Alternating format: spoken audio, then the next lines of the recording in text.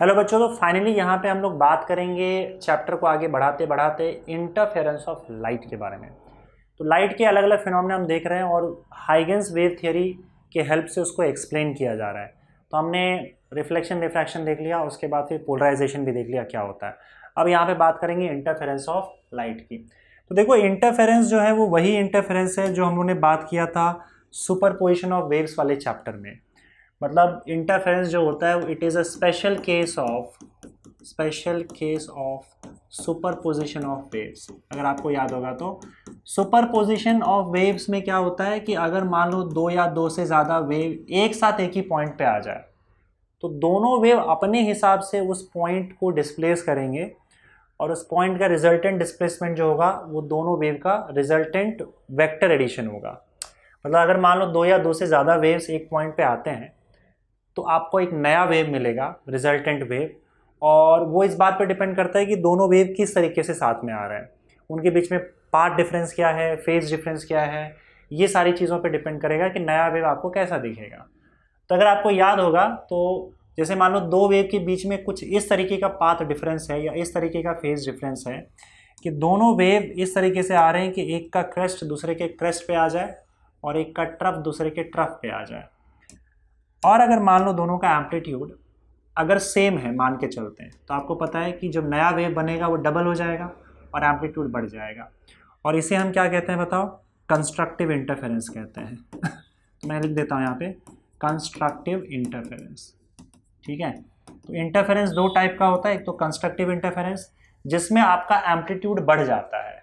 ठीक है, अगर मान लो यहाँ पे एक का एम्पलीट्यूड A1 है, दूसरे का एम्पलीट्यूड A2 है, तो यहाँ पे जो आपका रिजल्टेंट एम्पलीट्यूड AR आएगा वो आएगा A1 प्लस A2। अगर दोनों एम्पलीट्यूड सेम हो तो डायरेक्टली एम्पलीट्यूड डबल हो जाएगा। कंस्ट्रक्टिव इंटरफेरेंस में एम्पलीट्यूड बढ़ जाता है। अगर हम लोग डिस्ट्रक्टिव इंटरफेरेंस की बात करें, एक और टाइप का इंटरफेरेंस होता है डिस्ट्रक्टिव इंटरफेरेंस। तो उसमें क्या होता है बताओ? डिस्ट्रक्टिव इंटरफेरेंस में कुछ ऐसा होता है कि आपके पाथ डिफरेंस और फेज डिफरेंस पर डिपेंड करता है कि अगर मान लो क्रेस्ट के ऊपर ट्रफ आ गया, ट्रफ के ऊपर क्रेस्ट आ गया, तो दोनों एक दूसरे के वाइब्रेशंस को कम कर देंगे। ऑपोजिट डायरेक्शन में है तो वाइब्रेशंस कम हो जाता है। तो अगर एक का एम्पलीट्यूड A1 है और वो पार्टिकल को ऊपर धक्का मारे और दूसरे का एम्पलीट्यूड A2 है जो पार्टिकल को नीचे धक्का मार रहा है, तो आपका रिजल्टेंट एम्पलीट्यूड माइनस हो जाएगा और आपको जो नया वेव मिलेगा वो इस बात पर डिपेंड करता है कि कौन सा एम्पलीट्यूड ज़्यादा होगा। अगर A1 ज़्यादा है तो आपको जो इसका एम्पलीट्यूड मिलेगा, रिजल्टेंट एम्पलीट्यूड AR, वो A1 माइनस A2 मिलेगा। और अगर A2 ज़्यादा है तो A2 माइनस A1 मिलेगा।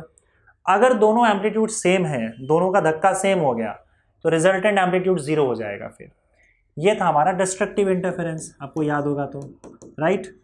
तो डिस्ट्रक्टिव इंटरफेरेंस में आपका एम्पलीट्यूड और इंटेंसिटी, इंटरफेरेंस एम्पलीट्यूड और इंटेंसिटी वेव का कम हो जाता है।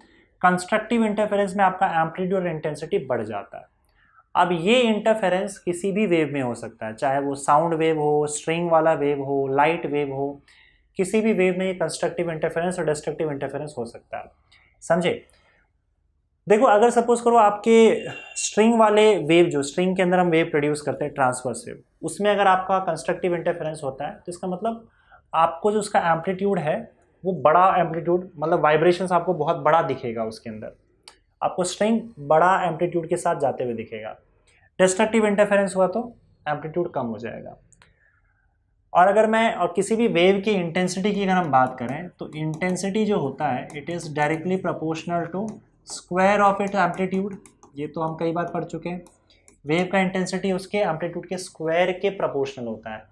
तो जितना ज़्यादा एम्पलीट्यूड होगा उतनी ही ज़्यादा इंटेंसिटी होगी उस वेव की। तो अगर हम साउंड वेव की बात करें और साउंड वेव में अगर कंस्ट्रक्टिव इंटरफेरेंस होता है तो इसका मतलब साउंड वेव की इसका जो एम्पलीट्यूड है वो बहुत ज़्यादा बढ़ जाएगा। अगर आप दो कम एम्पलीट्यूड वाले साउंड वेव को भेजते हो तो आपको ज़्यादा एम्पलीट्यूड वाला साउंड वेव मिलेगा अगर कंस्ट्रक्टिव इंटरफेरेंस होता है तो। और क्योंकि एम्पलीट्यूड के स्क्वायर के प्रोपोर्शनल इंटेंसिटी है, तो अगर एम्पलीट्यूड आपको ज़्यादा मिलेगा इसका मतलब आपको ज़्यादा इंटेंसिटी ऑफ साउंड मिलेगा और आपको साउंड ज़ोर से सुनाई देगा। अगर दो हल्के साउंड अगर आप भेज रहे हो तो यहाँ पे इंटेंसिटी बढ़ जा रहा है क्योंकि एम्पलीट्यूड बढ़ जा रहा है कंस्ट्रक्टिव इंटरफेरेंस में। और उन दोनों साउंड का अगर कंस्ट्रक्टिव इंटरफेरेंस हुआ तो जो नया साउंड मिलेगा उसका एम्पलीट्यूड बढ़ गया रहेगा। एम्पलीट्यूड बढ़ गया रहेगा तो इंटेंसिटी बढ़ जाएगा और इंटेंसिटी ज़्यादा होगा साउंड का मतलब आपको साउंड ज़ोर से सुनाई देगा। अगर हम, और यही इस केस में अगर सपोज करो दो आपने साउंड वेव भेजा, दोनों का अपना अपना एम्पलीट्यूड है, अगर डिस्ट्रक्टिव इंटरफेरेंस हुआ तो एम्पलीट्यूड कम हो जाएगा साउंड का और आपको कम जोर से साउंड सुनाई देगा, उसकी इंटेंसिटी कम हो जाएगी। अगर कंस्ट्रक्टिव इंटरफेरेंस और डिस्ट्रक्टिव इंटरफेरेंस आपके लाइट के केस में होता है, तो लाइट के केस में क्या होगा बताओ? लाइट के केस में भी आपका एम्पलीट्यूड जब कम बढ़ेगा कंस्ट्रक्टिव इंटरफेरेंस में, तो एम्पलीट्यूड बढ़ेगा मतलब लाइट की इंटेंसिटी बढ़ेगी। लाइट की इंटेंसिटी बढ़ने का मतलब है कि लाइट आपको ज़्यादा ब्राइट नजर आएगा। तो दो कम ब्राइट वाले लाइट अगर आप भेजते हो और उनका अगर कंस्ट्रक्टिव इंटरफेरेंस हुआ तो आपको ज़्यादा ब्राइटनेस वाला या ज़्यादा इंटेंसिटी वाला लाइट नज़र आएगा। और अगर आप दो इंटेंसिटी के लाइट भेजते हो, दो ब्राइटनेस के लाइट, लेकिन उनका अगर डिस्ट्रक्टिव इंटरफेरेंस हो जाए तो फिर आपका इंटेंसिटी जो है लाइट का कम हो जाएगा उस केस में। समझ गए? Now constructive interference, destructive interference का जो है कंडीशंस होता है। कंस्ट्रक्टिव इंटरफेरेंस का कंडीशंस में अगर मैं बात करूं तो मैं डायरेक्टली लिख रहा हूं क्योंकि ये सारी चीज़ें आपको मैं पहले ही करा चुका हूं सुपरपोजिशन ऑफ वेव्स में, वहाँ मैंने कहा था कि ये रिपीट होगा।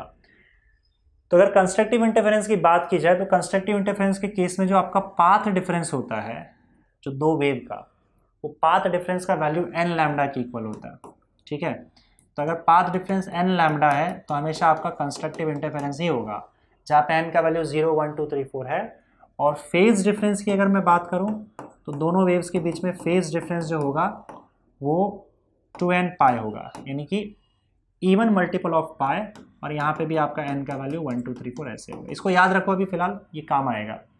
अगर मैं डिस्ट्रक्टिव इंटरफेरेंस की बात करूँ तो डिस्ट्रक्टिव इंटरफेरेंस के केस में आपका जो पाथ डिफरेंस होता है, मतलब अगर path difference 2n-1 lambda by 2 हुआ, यानी कि odd multiple of lambda by 2, तो आपका डिस्ट्रक्टिव इंटरफेरेंस ही होगा। n का वैल्यू आप 1 से स्टार्ट करोगे, याद रखना यहाँ पे 1 से n का वैल्यू स्टार्ट होगा, यहाँ पे माइनस यूज़ किया हुआ है।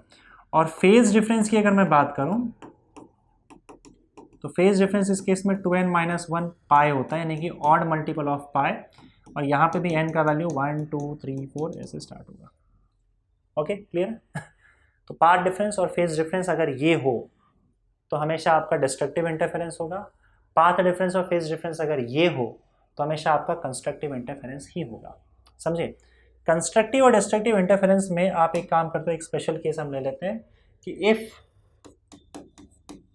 Both waves amplitudes are and frequency are equal. Frequency तो हम सेम ही ले रहे थे, फ्रीक्वेंसी आर इक्वल। जो दो वेव्स का इंटरफेरेंस हो रहा है, अगर दोनों का एम्पलीट्यूड और फ्रीक्वेंसी अगर इक्वल हो जाए तो कंस्ट्रक्टिव इंटरफेरेंस के केस में क्या होगा बताओ? अगर हम कंस्ट्रक्टिव इंटरफेरेंस की बात करें, अब लाइट की बात करेंगे हम लोग, लाइट के कंस्ट्रक्टिव इंटरफेरेंस की बात कर रहे हैं, we are talking about light.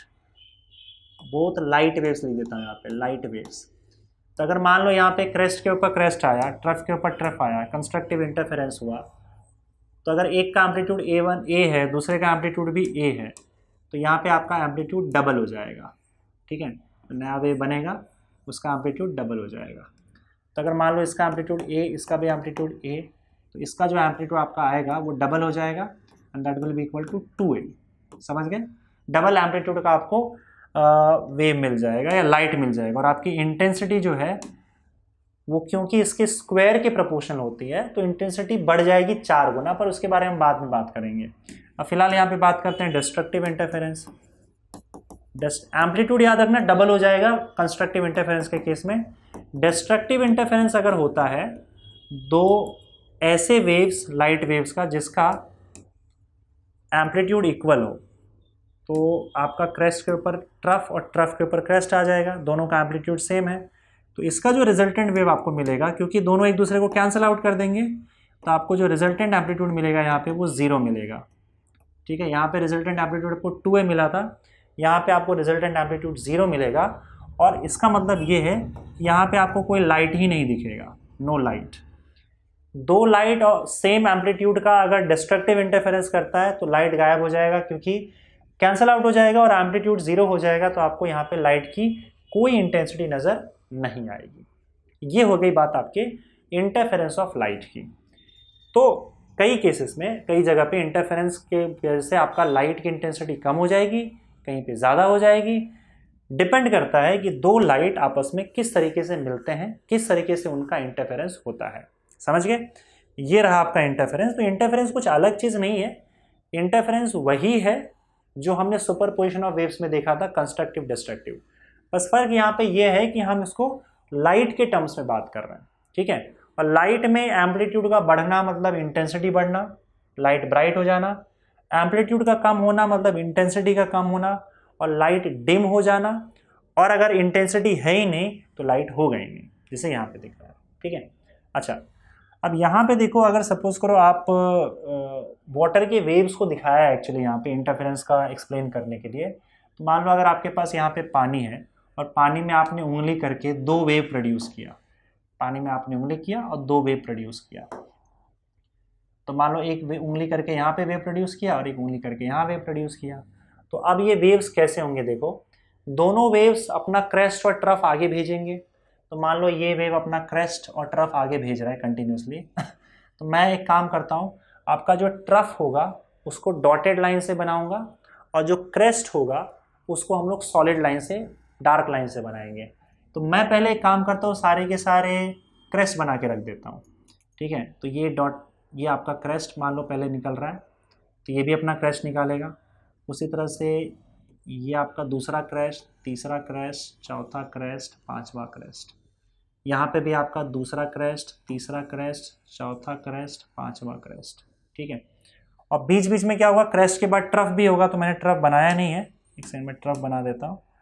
तो ये आपका trough trough trough trough trough कैसे इससे बनेगा, चलो। तो क्रेस्ट, उसके बाद ट्रफ, फिर क्रेस्ट, उसके बाद इसका ट्रफ, फिर क्रेस्ट, फिर इसका ट्रफ, फिर क्रेस्ट और फिर इसका ट्रफ, ठीक है। उसी तरह से यहाँ पे जो आपने वेव प्रोड्यूस किया उसका भी ये होगा, क्रेस्ट ट्रफ, फिर क्रेस्ट, फिर इसका ट्रफ, फिर इसका क्रेस्ट, फिर इसका ट्रफ, और ये इस तरीके से दोनों वेव्स चलते जाएंगे। अब अगर आप ध्यान से देखोगे कुछ पॉइंट्स को, तो आपको यहाँ पे नजर आएगा कि कुछ पॉइंट्स पे ट्रफ के ऊपर ट्रफ आ जा रहा है, क्रेस्ट के ऊपर क्रेस्ट आ जा रहा है। देखो ये सारे पॉइंट्स देखो ध्यान से। ये देखो यहाँ पे देखो आपका ट्रफ के ऊपर ट्रफ आ गया, क्रेस्ट के ऊपर क्रेस्ट आ गया, ट्रफ के ऊपर ट्रफ आ गया। इसका मतलब इस पूरे लाइन में आपका कंस्ट्रक्टिव इंटरफेरेंस हो रहा है। ये पूरा लाइन आप अगर देखोगे तो आपको कंस्ट्रक्टिव इंटरफेरेंस मिलेगा। ये देखो ये पूरी लाइन आपको कंस्ट्रक्टिव, प्रॉपर बनाया नहीं तो आपको पूरा एक ही लाइन में मिल जाता। यहाँ पे आपको कंस्ट्रक्टिव इंटरफेरेंस दिखता हुआ मिलेगा। अब दूसरी लाइन देखते हैं। यहाँ पे देखो, इस वेव का क्रेस्ट आ रहा है तो उस वेव का यहाँ से ट्रफ आ रहा है। यहाँ पे भी देखो, क्रेस्ट के ऊपर ट्रफ, क्रेस्ट के ऊपर ट्रफ, क्रेस्ट के ऊपर ट्रफ। तो ये जो पूरी लाइन है आपकी, इसमें आपको सिर्फ क्रेस्ट के ऊपर ट्रफ यानी कि डिस्ट्रक्टिव इंटरफेरेंस मिलेगा, और ये इस तरीके से अल्टरनेट नहीं आपको मिलेगा। अब देखो ये यहाँ पे आपको डिस्ट्रक्टिव इंटरफेरेंस मिला, यहाँ पे कंस्ट्रक्टिव इंटरफेरेंस मिला, और फिर आपको इस लाइन में डिस्ट्रक्टिव इंटरफेरेंस मिलेगा, फिर आपको इस लाइन में कंस्ट्रक्टिव इंटरफेरेंस मिलेगा, फिर डिस्ट्रक्टिव इंटरफेरेंस मिलेगा, और फिर कंस्ट्रक्टिव इंटरफेरेंस मिलेगा कंटिन्यूसली। तो ये अल्टरनेट आपको कंस्ट्रक्टिव डिस्ट्रक्टिव पूरे लाइन में मिलता चला जा रहा है, राइट। ये वाटर पे आपको क्लियरली ऐसा दिखेगा। अब अगर मान लो आप यहाँ पे दो लाइट के सोर्स रख देते हो, जैसे मान लो एक कार्डबोर्ड रख दिया, कार्डबोर्ड में आपने दो होल कर दिया, और एक सिंगल यानी कि एक ही कलर का लाइट आपको भेजना है, चाहे वो येलो रहे ब्लू रहे, कोई भी आप लाइट भेज दो सिंगल कलर का दो होल से। तो एक लाइट वेव्स यहाँ से निकलेगा और एक लाइट वेव्स यहाँ से निकलेगा। अब दोनों लाइट वेव्स भी वैसे ही ट्रैवल करेंगे जैसे आपके वाटर के वेव्स ट्रैवल करते हैं, क्रेस्ट और ट्रफ के फॉर्म में। क्योंकि हमने देखा था कि आपका जो लाइट वेव्स है, इलेक्ट्रोमैग्नेटिक वेव्स, उसमें भी इलेक्ट्रिक फील्ड के वाइब्रेशंस वैसे ही होते हैं जैसे पार्टिकल के वाइब्रेशंस होते हैं। तो इसमें भी क्रेस्ट ट्रफ बनता जाएगा और आगे ट्रैवल होता जाएगा। तो आप देखोगे कि इस पूरी लाइन में आपका कंस्ट्रक्टिव इंटरफेरेंस हो रहा है, इस पूरी लाइन में डिस्ट्रक्टिव इंटरफेरेंस हो रहा है, यहाँ पे फिर से कंस्ट्रक्टिव इंटरफेरेंस, और ये लाइट कंटिन्यूसली आगे ट्रैवल करता जाएगा। अब अगर मान लो आप इसके सामने ले जाकर रख देते हो एक स्क्रीन, लाइट आगे ट्रैवल कर रही है और आपने यहाँ पे कहीं ले जाकर रख दिया एक स्क्रीन रख दिया यहाँ पे, तो स्क्रीन पे क्या होगा बताओ। इस स्क्रीन पे यहाँ पे जो लाइट्स आएंगे, देखो ध्यान से, जैसे हम यहाँ की बात करें, यहाँ पे जो सारे लाइट्स आएंगे तो क्रेस्ट के ऊपर क्रेस्ट, ट्रफ के ऊपर ट्रफ ऐसे आएगा, उसमें होगा कंस्ट्रक्टिव इंटरफेरेंस। और क्योंकि दोनों लाइट का इंटेंसिटी और एम्पलीट्यूड हम सेम रख रहे हैं, तो यहाँ आते आते आपका जो लाइट होगा, जहाँ पे अब यहाँ पे जो भी लाइट आएगा दोनों मिलकर, दोनों लाइट यहाँ पे या तो क्रेस्ट के ऊपर क्रेस्ट आएगा या फिर ट्रफ के ऊपर ट्रफ, ऐसे ही होगा ना। एक बात बताओ, क्रेस्ट, हाँ क्रेस्ट के ऊपर क्रेस्ट या ट्रफ के ऊपर ट्रफ, मतलब इस पॉइंट पे जो भी लाइट आएगा उसकी इंटेंसिटी जो होगी, मतलब उसका कंस्ट्रक्टिव इंटरफेरेंस होगा, और कंस्ट्रक्टिव इंटरफेरेंस हो रहा है इसका मतलब एम्पलीट्यूड डबल हो जाएगा। मतलब यहाँ पे कंस्ट्रक्टिव इंटरफेरेंस होगा और एम्पलीट्यूड डबल हो जाएगा और आपको लाइट ब्राइट दिखेगा, ज़्यादा ब्राइट दिखेगा। तो ये पॉइंट आपको यहाँ पे इस तरीके से ब्राइट नज़र आएगा, पूरा वाइट वाइट, मतलब जो भी कलर आप येलो कर रहे हो तो पूरा ब्राइट येलो नज़र आएगा, ठीक है। इस तरीके से अगर आपने स्क्रीन पे रखा है तो स्क्रीन पे एक पट्टा बन जाएगा और पूरा ब्राइट कलर का पट्टा बन जाएगा। लेकिन उसके जस्ट ऊपर ही अगर आप देखोगे तो उसके जस्ट ऊपर ही क्या होगा बताओ, इसके जस्ट ऊपर ही लाइट आपको नहीं दिखेगा, क्योंकि यहाँ पे हो रहा है डिस्ट्रक्टिव इंटरफेरेंस। अब ये बहुत गैप मैंने दे दिया, इतना गैप होता नहीं है, इस तरीके से आपका बस एक के ऊपर दूसरा, उसके ऊपर दूसरा, बहुत कम गैप्स में आपके इस तरीके से कंस्ट्रक्टिव डिस्ट्रक्टिव होता है। तो इसके जस्ट ऊपर क्या बन रहा है बताओ, डिस्ट्रक्टिव, क्योंकि क्रेस्ट के ऊपर ट्रफ और ट्रफ के ऊपर क्रेस्ट आ रहा है। अब क्रेस्ट के ऊपर ट्रफ, ट्रफ के ऊपर क्रेस्ट आएगा, दोनों लाइट का हमने एम्पलीट्यूड सेम रखा है, तो आपको वहां पे लाइट ही नजर नहीं आएगा। तो इस वाले हिस्से, जस्ट ऊपर वाले हिस्से में ये जो वाला आपका पार्ट है, यहाँ पे तो डिस्ट्रक्टिव कंस्ट्रक्टिव इंटरफेरेंस हो रहा है, तो आपको एक ब्राइट सा यहाँ पे बैंड नजर आएगा या फिर स्ट्रिप नजर आएगा। अब यहाँ पे तो कोई लाइट ही नहीं है, क्योंकि यहाँ पे हो रहा है डिस्ट्रक्टिव इंटरफेरेंस, तो यहाँ पे आपको पूरा ब्लैक नजर आएगा पट्टा। और फिर उसके ऊपर क्या होगा बताओ, फिर उसके ऊपर कंस्ट्रक्टिव इंटरफेरेंस होगा, तो कंस्ट्रक्टिव इंटरफेरेंस में फिर क्या होगा, ये ब्राइट पट्टा आपको फिर से नजर आएगा। और फिर उसके ऊपर डिस्ट्रक्टिव इंटरफेरेंस हो रहा है, तो डिस्ट्रक्टिव इंटरफेरेंस की वजह से फिर से इसके ऊपर आपको एक ब्लैक पट्टा नजर आएगा। इस तरीके से ब्लैक वाइट पट्टा आपको अल्टरनेटली नजर आएगा स्क्रीन पे। जहाँ पे ब्राइट पट्टा नजर आ रहा है समझ लो वहाँ पे कंस्ट्रक्टिव इंटरफेरेंस हुआ है, जहाँ पे आपको डार्क पट्टा नजर आ रहा है, जहाँ पे पूरी तरह से सॉरी गड़बड़ कर दिया मैंने, क्या बोला, जहाँ पे आपको ब्राइट पट्टा नजर आ रहा है वहाँ पे कंस्ट्रक्टिव इंटरफेरेंस हुआ है, जहाँ पे आपको डार्क नजर आ रहा है, लाइट नहीं है वहाँ पे आपका डिस्ट्रक्टिव इंटरफेरेंस हुआ। और इस तरह से आपको पूरा का पूरा ब्राइट डार्क का स्ट्रिप्स का पूरा एक पैटर्न आपको स्क्रीन पे नजर आएगा। इस स्क्रीन को हम लोग, या इस पैटर्न को हम लोग बोलते हैं interference pattern. This is what we call interference pattern, ठीक है। ना इस इंटरफेरेंस पैटर्न को स्टडी किया एक साइंटिस्ट ने जिसका नाम था यंग, समझ गए ना, ब्राइट डार्क। जहाँ पे ब्राइट बन रहा है उसको हम लोग, इसको हमने फ्रिंजेस बोला, ये जो भी के बैंड्स बन रहा है ना या स्ट्रिप्स बन रहा है, इसको हम लोगों ने फ्रिंजेस कहा। इंटरफेरेंस, इस पूरे पैटर्न को इंटरफेरेंस पैटर्न कहा गया, और इस एक एक पार्ट को जो बन रहा है उसको हमने इंटरफेरेंस फ्रिंजेस कहा। क्या? फ्रिंजेस।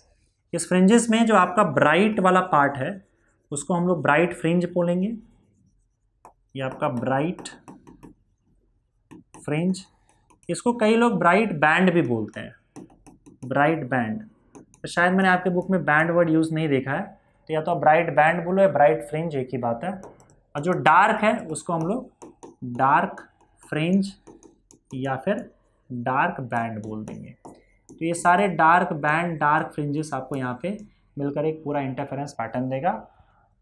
और इसमें अल्टरनेटली ब्राइट और डार्क बनता है, क्योंकि अल्टरनेटली आपका ये कंस्ट्रक्टिव और डिस्ट्रक्टिव इंटरफेरेंस होते जाता है। बोलो समझ में आई बात? चलो, अब इस इंटरफेरेंस पैटर्न को स्टडी किया था एक साइंटिस्ट ने जिसका नाम था यंग, और उसने एक एक्सपेरिमेंट जो किया उसे कहा गया Young's double slit experiment. Young's double slit experiment, तो उसका हम लोग ज्योमेट्री यहाँ पे स्टडी करने वाले हैं, यंग्स डबल स्लिट एक्सपेरिमेंट का, कि किस तरीके से ज्योमेट्रिकली उसने एक इक्वेशन डिराइव किया था। वो इक्वेशन हम डिराइव करेंगे कि किस पोजीशन पे, स्क्रीन के कितने डिस्टेंस पर आपका ब्राइट फ्रिंज बनेगा और किन किन पोजीशंस पे आपका डार्क फ्रिंज बनेगा, ये हम लोग को यहाँ पे ढूंढना है। तो हमें करना क्या है, देखो यहाँ पे पहले तो 2 स्लिट हमको बनाना है। तो यहाँ पे देखो ध्यान से सारी चीज़ें बना रहा हूँ मैं। तो ये आपका 2 स्लिट बन जाएगा, एक S1 और दूसरा S2। इन दोनों सोर्स से आपके लाइट निकलेंगे। इन दोनों सोर्सेज के बीच का जो डिस्टेंस है उस डिस्टेंस को हम लोग D ले लेते हैं, यहाँ से लेकर यहाँ तक। इस डिस्टेंस को हमने D ले लिया, ठीक है। दोनों सोर्सेज के बीच का डिस्टेंस है, यहाँ से लाइट निकलेगा, इन दोनों सोर्स से लाइट निकलेगा आपका। अब यहाँ से D डिस्टेंस की दूरी पर,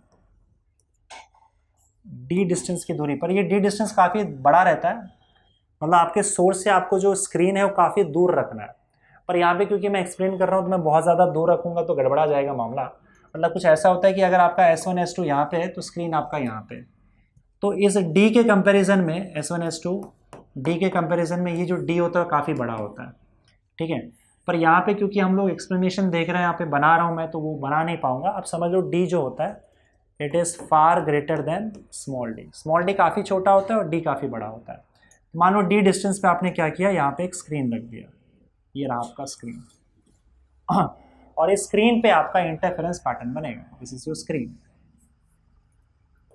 इस स्क्रीन पे आपका इंटरफेरेंस पैटर्न बनेगा ना। पहली चीज़ तो ये कि मैं इसका एग्जैक्टली बीचों बीच वाला पार्ट बना देता हूँ, यहाँ से लेकर यहाँ तक। ये आपका मिडल वाला पार्ट है स्क्रीन का, यहाँ पे, ठीक है।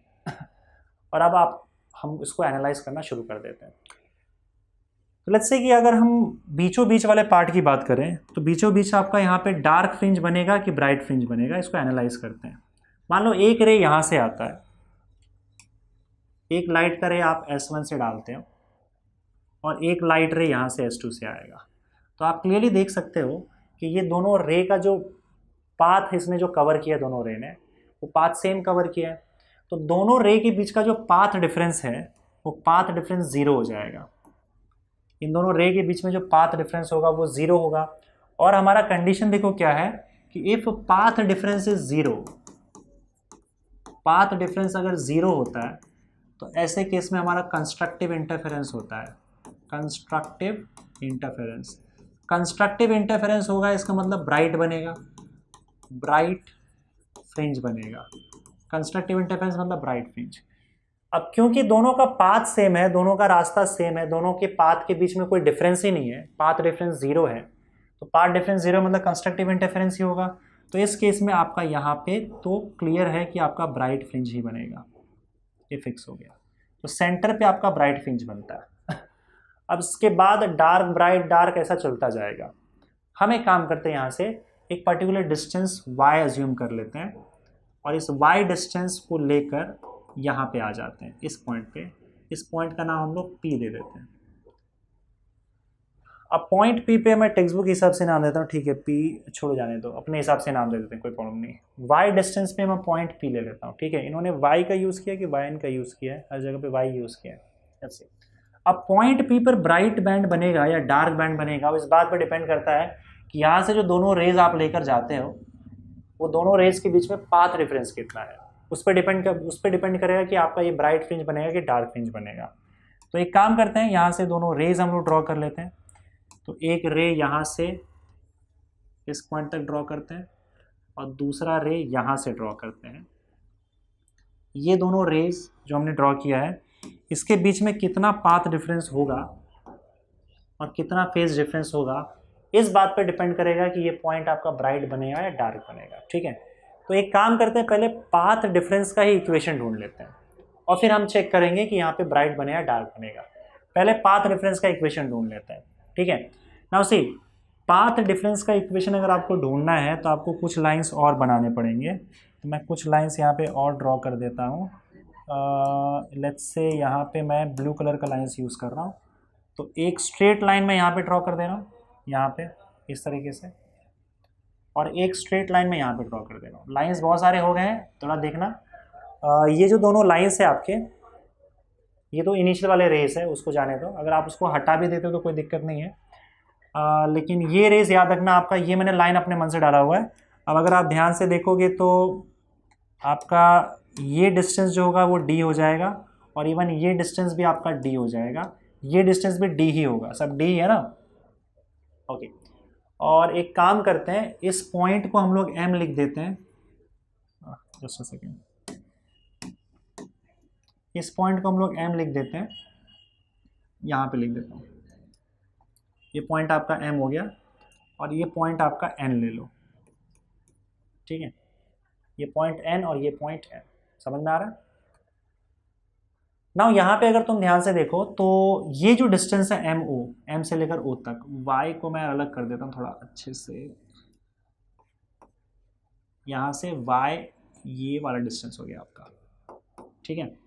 और देखो o और m के बीच में डिस्टेंस अगर हम देखें तो ये एक्चुअली d का सीधा आधा हो रहा है, ये d का आधा हो रहा है, तो इसका मतलब यहाँ से लेकर यहाँ तक का जो डिस्टेंस है वो d/2 है।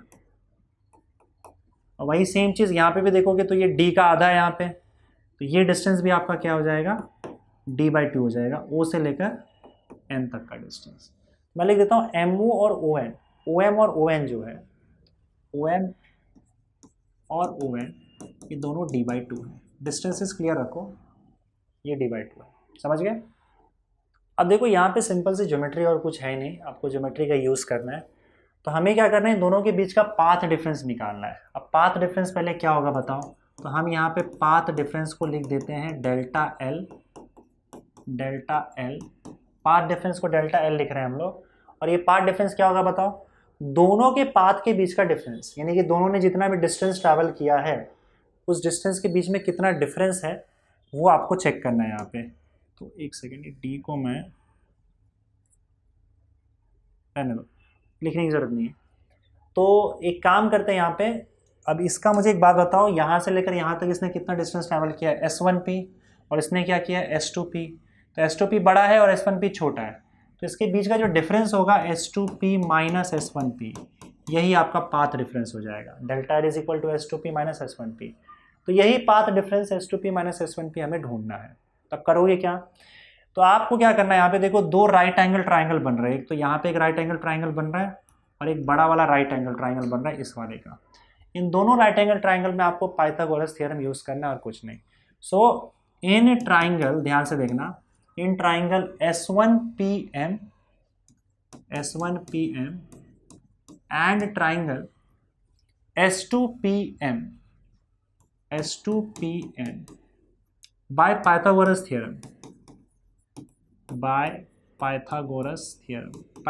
थ्योरम अप्लाई कर दो। पहले S1PM में अप्लाई करते हैं, तो क्या हो जाएगा, S1P का square will be equal to S1M का स्क्वायर प्लस PM का स्क्वायर।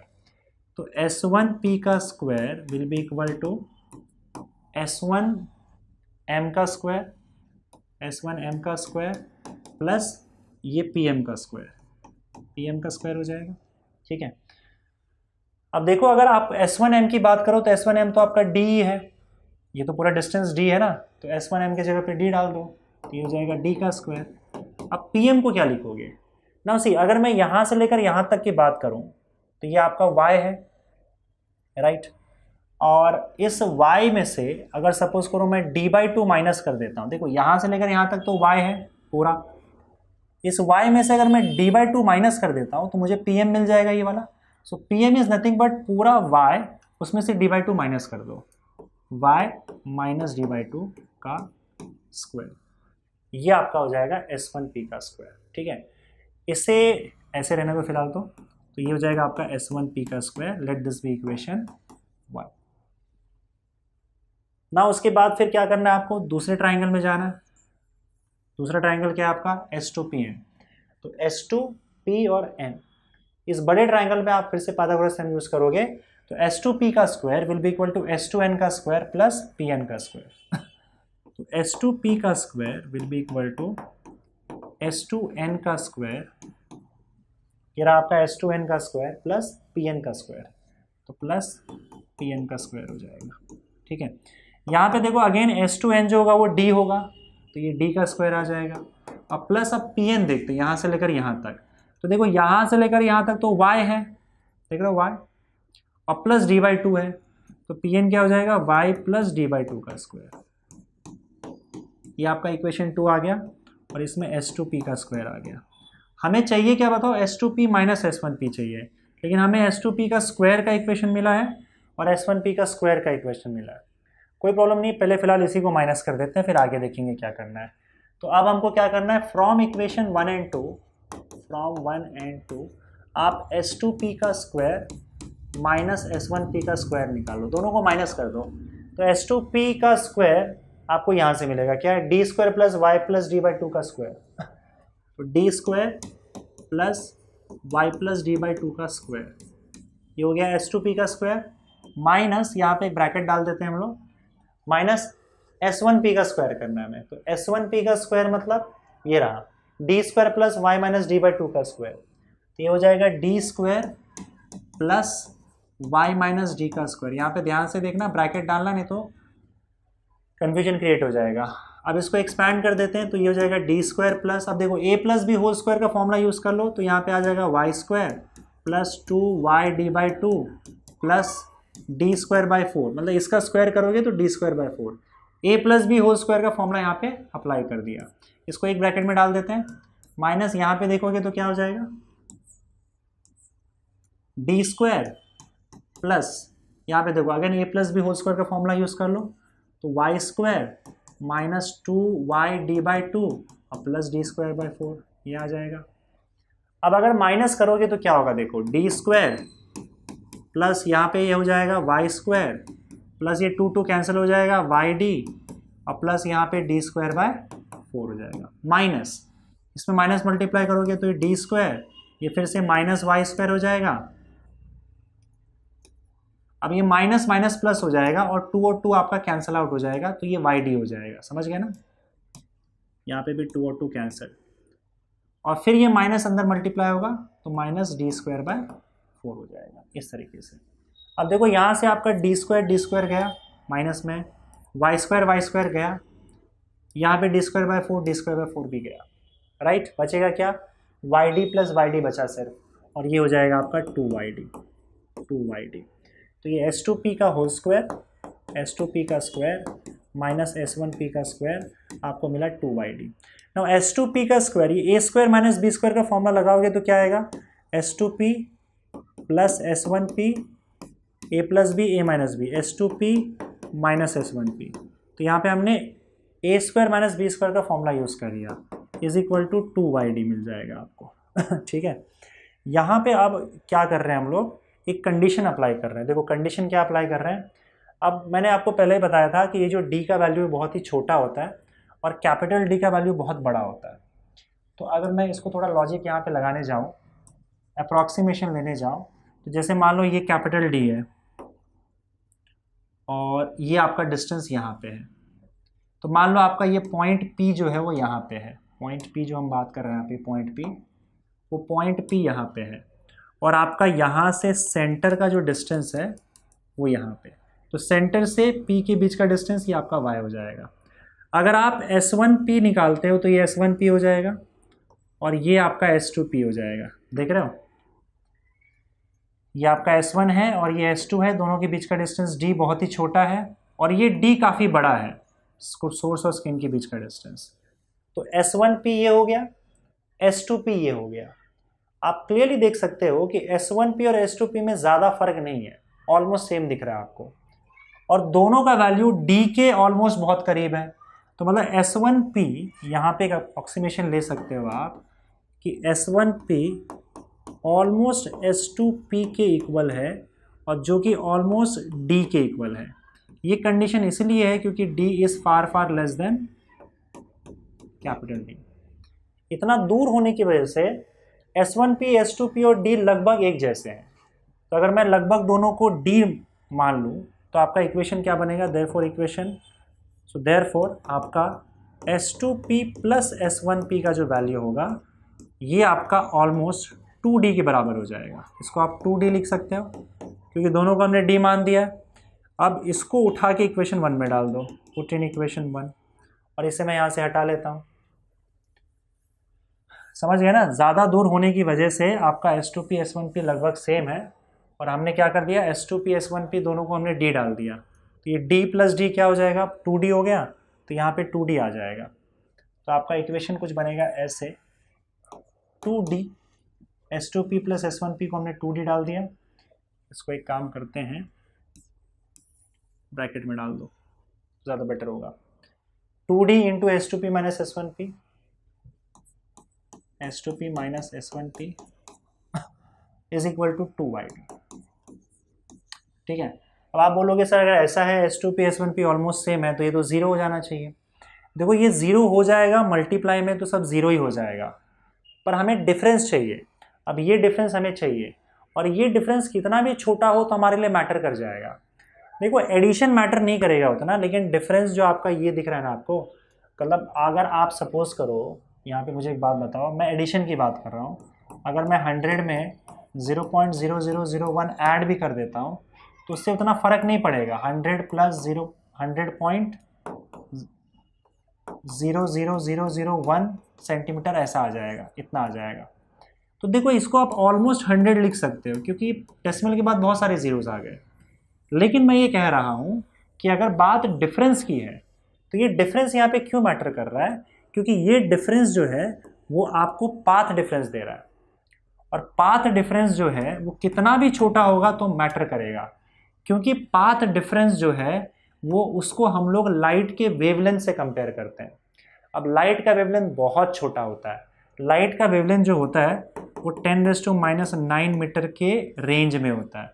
10⁻⁹ मीटर 0.000000, 10⁻⁹ छोड़ो, चलो 10⁻⁷ ले लो, क्योंकि 700 नैनोमीटर है तो ले सकते हो, ठीक है। मान लो 10⁻⁷ के रेंज में ले लेते हैं तो 0.000001 मीटर, इतना छोटा होता है लाइट का वेवलेंथ।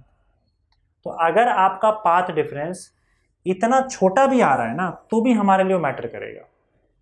तो इसीलिए जो ये path difference S2P minus S1P है, इसको हमने जीरो नहीं लिखा है, तो क्योंकि ये अगर बहुत छोटा भी आ रहा है तो भी हमारे लिए मैटर करेगा और उसको हम इग्नोर नहीं कर सकते हैं। पर यहाँ पे क्योंकि एडिशन हो रहा था, तो एडिशन में अगर थोड़ा बहुत वैल्यू कम ज़्यादा है तो ऐड ही कर रहे हैं हम लोग, इसमें फ़र्क नहीं पड़ेगा। इसका हम लोग ने ये अप्रॉक्सीमेशन एडिशन में लगा दिया, पर ये पाथ डिफरेंस में हम नहीं लगा पाएंगे। पाथ डिफरेंस अगर बहुत छोटा भी हो रहा है तो हमारे लिए मैटर करेगा, क्योंकि हम उसे कंपेयर करेंगे लाइट के वेवलेंथ से, और लाइट का वेवलेंथ बहुत छोटा होता है, समझे। तो उसको आप वैसे रहने दो, 2 और 2 को कैंसिल आउट कर दो, तो आपको क्या मिलेगा बताओ, ये d नीचे चला जाएगा, S2P minus S1P will be equal to 2 तो कैंसिल आउट हो जाएगा ना, YD/d, और यही आपका पाथ डिफरेंस है। इसी को हम डेल्टा L लिख देते हैं। ये डेल्टा L पाथ डिफरेंस आपका क्या आया, YD/d आया, समझे। तो फिलहाल तो हमें पाथ डिफरेंस पता चल गया है कि पॉइंट P पर जो दो रेज यहाँ से आ रहे हैं उनका पाथ डिफरेंस डेल्टा L लिया था S2P माइनस S1P, वो हमें मिल गया YD/d। अब उसके बाद हमें यहाँ पे ढूंढना है कि ब्राइट फ्रिंजेस के क्या पोजीशंस होंगे और डार्क फ्रिंजेस के क्या पोजीशंस होंगे। तो वापस चलो आप स्टार्टिंग वाले पार्ट में, जहाँ पे मैंने आपको बताया था कि कंस्ट्रक्टिव इंटरफेरेंस का कंडीशन क्या है। देख लो ध्यान से, वही रिपीट करूंगा मैं। अगर पाथ डिफरेंस n लैम्डा होता है तो कंस्ट्रक्टिव इंटरफेरेंस होगा, और अगर पाथ डिफरेंस 2n-1 λ/2 यानी कि ऑड मल्टीपल ऑफ λ/2 होता है, ये ऑड नंबर है, odd multiple of λ/2 path difference अगर होता है, तब ऐसे केस में डिस्ट्रक्टिव इंटरफेरेंस होगा। कंस्ट्रक्टिव होगा तो ब्राइट फ्रिंज बनेगा, डिस्ट्रक्टिव होगा तो डार्क फ्रिंज बनेगा, very simple. Now constructive interference के केस में हम देखते हैं कि ब्राइट फ्रिंजेस कब बनेगा, जब पाथ डिफरेंस आपका इंटीग्रल मल्टीपल ऑफ लैम्डा होगा, और यहाँ पे डिस्ट्रक्टिव के केस में ऑड मल्टीपल ऑफ λ/2। याद रखो, मैं डायरेक्ट लिखूंगा यहाँ पे। तो फिलहाल हम लोग बात करेंगे कि भाई आपका कंस्ट्रक्टिव इंटरफेरेंस कब होगा और कैसे आपके ब्राइट फ्रिंजेस बनेंगे। So will talk about position of bright fringes. Position of bright fringes. Position of bright fringes मतलब ब्राइट फ्रिंजेस आपको कब मिलेगा, जब आपका होगा कंस्ट्रक्टिव इंटरफेरेंस, ठीक है। अब कंस्ट्रक्टिव इंटरफेरेंस कब होता है बताओ। अभी हमने देखा जब आपका path difference integral multiple of lambda हो तब कंस्ट्रक्टिव इंटरफेरेंस होता है, जहां पे n का वैल्यू 0 से स्टार्ट होता है, 0 1 2 3 dot dot dot. Path difference हम लोगों ने यहाँ पे डेल्टा L लेके रखा है, डेल्टा L को आपको n लैम्डा लिखना है। डेल्टा L का वैल्यू क्या है हमको बताओ, YD/d, तो आप यहाँ पे YD/d लिख दो। डेल्टा L हमें मिला है YD/d is equal to n lambda. अब देखो आप यहाँ पे n यूज कर रहे हो, n मतलब यहाँ पे अलग अलग वैल्यूज यूज़ कर रहे हो, तो कभी n का वैल्यू 0 होगा, कभी n का वैल्यू 1 होगा, कभी n का वैल्यू 2 होगा। तो अलग अलग n के लिए आपको y का वैल्यू भी अलग अलग आएगा। तो हम क्या करते हैं, यहाँ पे n लिख रहे हैं तो यहाँ पे भी सफिक्स n लगा दो, तो अलग अलग n के लिए आपको y का वैल्यू अलग मिलेगा। जैसे अगर आप n इज इक्वल टू 2 ये लिख रहे हो तो आपको y की जगह पे y2 मिलेगा। और उसी तरीके से अगर आप सपोज करो यहाँ पे n का वैल्यू 3 यूज़ करते हो तो आपको y3 मिल जाएगा। तो n इज इक्वल टू 3 के लिए आपका y का वैल्यू y3 हो जाएगा। तो अलग अलग n के लिए y का वैल्यू अलग अलग आएगा, तो हमने यहाँ पे भी yn डाल दिया है, ठीक है, y/d की जगह पे yn डाल दिया यहाँ पे, ठीक है। अच्छा, अब यहाँ पे अगर आप देखोगे तो इसको अगर आप कंटिन्यू करें तो एक काम कर सकते हैं, yn का वैल्यू क्या आ जाएगा बताओ, yn will be equal to n lambda d/t, यही होगा। ये आपका कंडीशन किसका आया, कंस्ट्रक्टिव इंटरफेरेंस का। यहाँ पे n का वैल्यू 0 1 2 3 डॉट डॉट डॉट, मतलब ये yn आपको क्या दे रहा है, position of bright fringes, position of bright fringes, मतलब आपका ब्राइट फ्रिंज कहाँ कहाँ बनेगा। जैसे आपको अगर चाहिए कि पहला ब्राइट फ्रिंज कहाँ पे बन रहा है, तो आप n इज इक्वल टू 1 इसके अंदर डाल दो, तो लैम्डा का वैल्यू डाल दो, d का वैल्यू डाल दो, और ये स्मॉल d का वैल्यू डाल दोगे तो आपको मिल जाएगा y1 मतलब आपका पहला ब्राइट फ्रिंज का पोजीशन। और ये पोजीशन कहाँ से मिलेगा, ये पोजीशन आपको सेंटर से मिलेगा, O से। तो जैसे y1 का वैल्यू आपका आया 2 सेंटीमीटर, तो 2 सेंटीमीटर के डिस्टेंस पे आपको पहला ब्राइट फ्रिंज मिलेगा। अगर आपको चाहिए कि भाई यहाँ से कितने डिस्टेंस पे थर्ड ब्राइट फ्रिंज मिल रहा है, तो आप इस इक्वेशन में क्या करोगे, n का वैल्यू 3 डाल दो, n का वैल्यू 3 डालोगे तो आपको थर्ड ब्राइट फ्रिंज का ये पोजीशन बता देगा। तो ये ब्राइट फ्रिंजेस के पोजीशन आपको दे रहा है। अच्छा, n इज इक्वल टू 0 डालोगे तो क्या आएगा, n इज इक्वल टू 0 डालोगे तो आपको y0 मिलेगा, और वो 0 मिल रहा है। तो ये 0 मतलब क्या, आपके 0 पोजीशन पे भी, सेंटर पे भी एक ब्राइट फ्रिंज बन रहा है। तो दिख ही रहा है ना, यहाँ पे सेंटर पे तो हमने पहले देखा था कि आपको ब्राइट फ्रिंज मिल रहा है, समझे। तो सेंटर पे भी एक ब्राइट फ्रिंज मिलेगा, इसलिए उसका वैल्यू 0 आ रहा है, y का, y0 का वैल्यू 0 आ रहा है। और ये 0th मतलब कि सेंटर वाला ब्राइट फ्रिंज उसकी बात कर रहे हैं, तो उसका डिस्टेंस तो 0 ही होगा। फर्स्ट ब्राइट फ्रिंज का डिस्टेंस चाहिए तो n इज इक्वल टू 1 डालो, फिफ्थ ब्राइट फ्रिंज का डिस्टेंस चाहिए तो आपको n इज इक्वल टू 5 डालना है।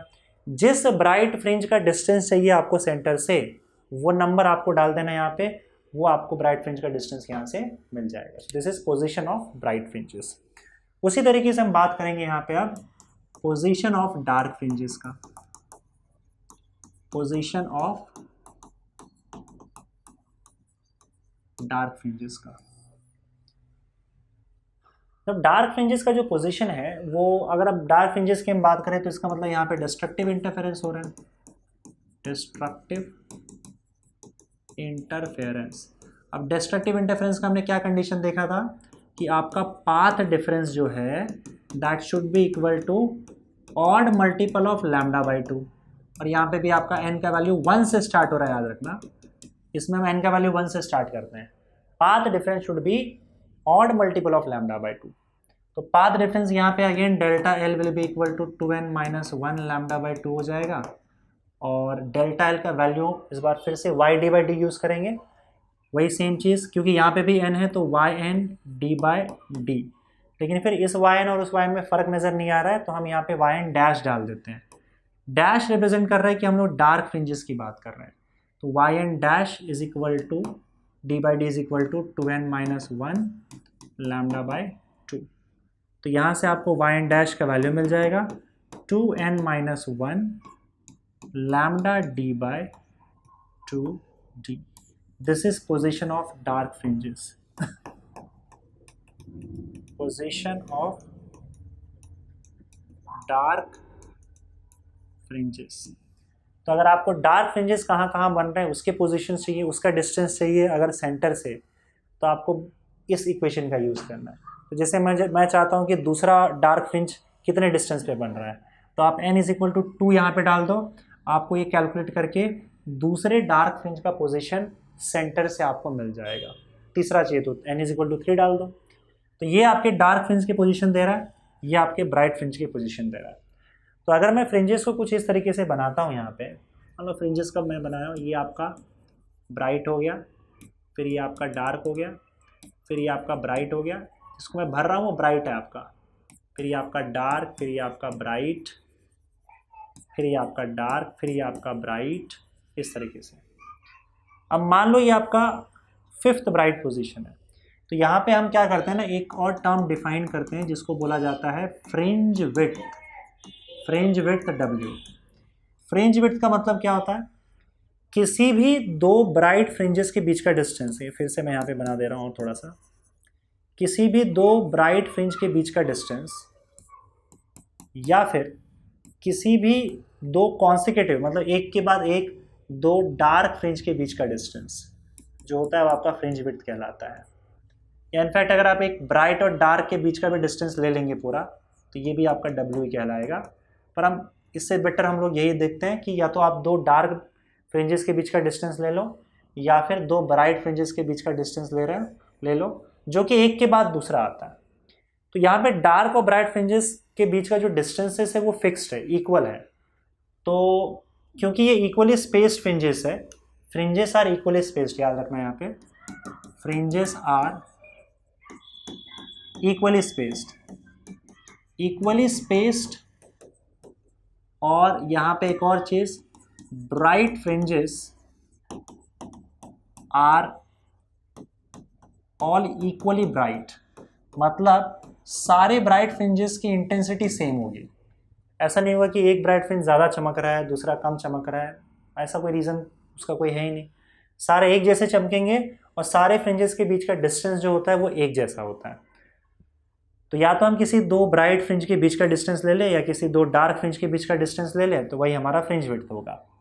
अब मान लेते हैं कि इन जनरल कि ये आपका nth ब्राइट फ्रिंज है, यहाँ से डिस्टेंस ले लेते हैं, मान लो ये सेंटर है, सेंटर से ये nth ब्राइट फ्रिंज है। कौन सा ब्राइट फ्रिंज है हमें नहीं पता और सेंटर भी नहीं पता, मान लो तो सेंटर हमारा ओ यहाँ पे, तो यहाँ से ये nth ब्राइट फ्रिंज है, तो nth ब्राइट फ्रिंज है तो उसका डिस्टेंस yn हो जाएगा। अब उसके जस्ट बाद वाला जो ये फ्रिंज है वो क्या होगा बताओ, वो yn+1 होगा, n+1th ब्राइट फ्रिंज होगा, तो ये डिस्टेंस निकाल लो।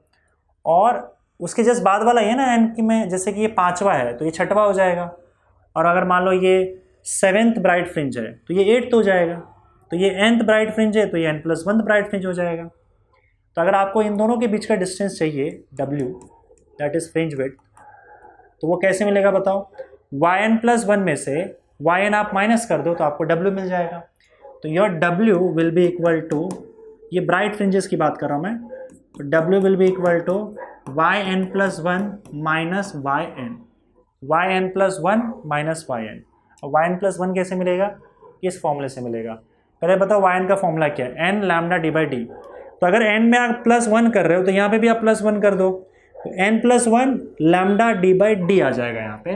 तो आप लिख सकते हो यहाँ पे n+1 λ/d माइनस, और यहाँ पे क्या आएगा, n ही रहेगा, +1 नहीं रहेगा, n λ/d। तो यहाँ पे आप देखोगे कि λ/d कॉमन आ जा रहा है और n+1 माइनस n आ जा रहा है, n और n कैंसिल आउट हो जा रहा है, 1 मल्टीप्लाई करोगे तो λ/d आ जाएगा। ये आ गया आपका फ्रिंज विड्थ का फॉर्मूला। तो ये फ्रिंज विड्थ का फॉर्मूला आपके पास λ/d। तो आप क्लियरली देख सकते हो कि आपका जो फ्रिंज विड्थ है वो 3 चीज़ों पर डिपेंड करता है, कि आपका फ्रिंज विड्थ कितना वाइड होगा या कितना नैरो होगा, कितना पतला होगा या कितना मोटा होगा फ्रिंज विड्थ, ये 3 चीज़ों पर डिपेंड करता है। आपका फ्रिंज विड्थ जो है it is directly proportional to lambda है, डायरेक्टली प्रोपोर्शनल टू डी है, और inversely proportional to small D है। लैम्डा मतलब वेवलेंथ, ज़्यादा वेवलेंथ का लाइट यूज़ करोगे तो आपका फ्रिंज विड्थ भी ज़्यादा होगा। डी मतलब सोर्स और स्क्रीन के बीच का डिस्टेंस, ये रहा, कहाँ गया, सोर्स और स्क्रीन के बीच का डिस्टेंस डी। जितना दूर रखोगे उतना ही ज़्यादा फ्रिंज विड्थ होगा आपका, और उतना ही ज़्यादा वाइड आपका फ्रिंज बनेगा, मोटा फ्रिंज बनेगा। और दोनों सोर्सेज के बीच का डिस्टेंस स्मॉल डी, S1 और S2 के बीच का डिस्टेंस स्मॉल डी, इसके इन्वर्सली प्रोपोर्शनल है। मतलब अगर आपने डी ज़्यादा रखा तो विड्थ एकदम नैरो हो जाएगा, कम हो जाएगा, और अगर आपने डी कम रखा है तो विड्थ बढ़ जाएगा। इस डी के ये इन्वर्सली प्रोपोर्शन है। तो ये बात हो गई आपके फ्रिंज विड्थ की। तो ये पूरा आपका था इंटरफेरेंस का जो स्टडी किया था यंग्स ने, या फिर यंग्स डबल स्लिट एक्सपेरिमेंट जो है उसका पूरा का पूरा एक्सप्लेनेशन। ठीक है।